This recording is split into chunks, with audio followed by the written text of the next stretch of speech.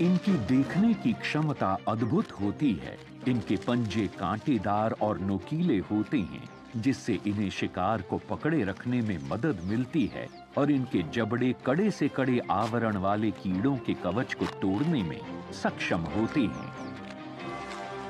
Mantis बहुत से sizes में होते हैं और हर प्रजाति की शिकार की अपनी पसंद होती है।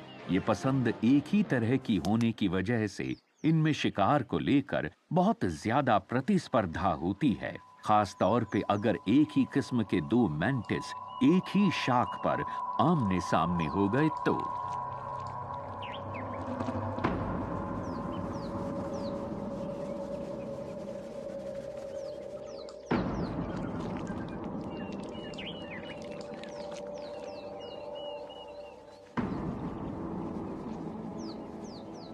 ये बहुत ही तनावपूर्ण पल है। पहले कौन हमला करेगा? क्या एक मैंटिस दूसरे मैंटिस को खा जाएगा?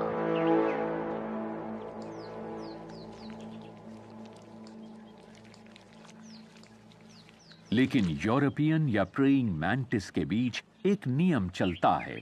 वो एक दूसरे से कभी नहीं लड़ेंगे या मारेंगे। उसकी जगह लंबे समय तक एक अजीब सी प्रतियोगिता शुरू कर देते हैं।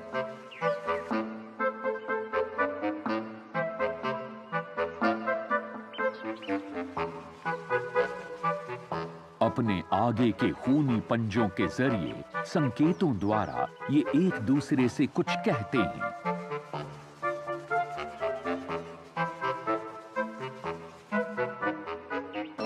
हाव भाव और इशारों द्वारा एक दूसरे को डराने की चेष्टा करते करते ही ये मुकाबला खत्म हो जाता है और दोनों बिना किसी को नुकसान पहुंचाए अपने अपने रास्ते चल देते हैं।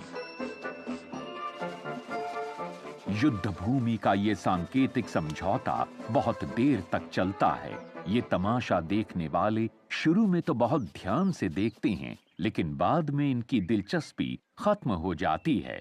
लेकिन इस एक शिकारी की दिलचस्पी बनी हुई है, एक टिड्डा जो सावधानी से आगे बढ़ता है।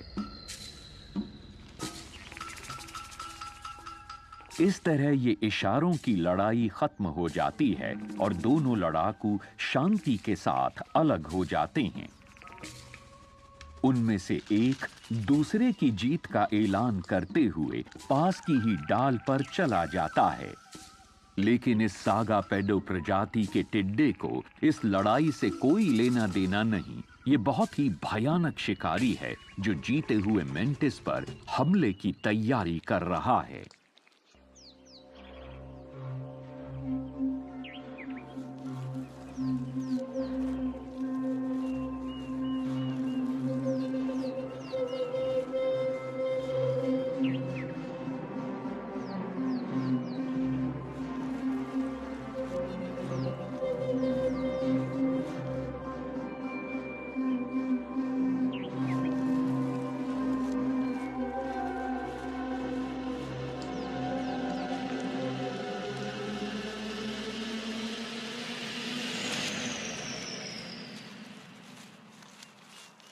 दोनों मैंटिस अपनी शांति वार्ता में इतने व्यस्त थे कि उनका ध्यान किसी तीसरे भूखे शिकारी की तरफ गया ही नहीं।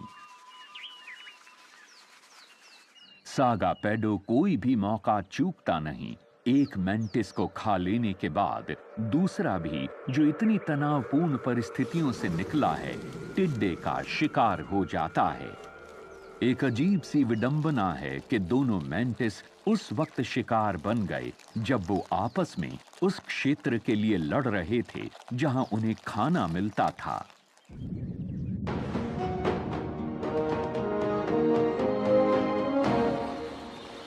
ऐसे समय में जब शिकार की भरमार हो, तब भी अच्छे भोजन के लिए टकराव होता है। दूर दूर तक फैले हुए अलास्का में जब गर्मियां आती हैं, ग्रिजली भालू नदी के मुहाने पर आकर इकट्ठा हो जाते हैं।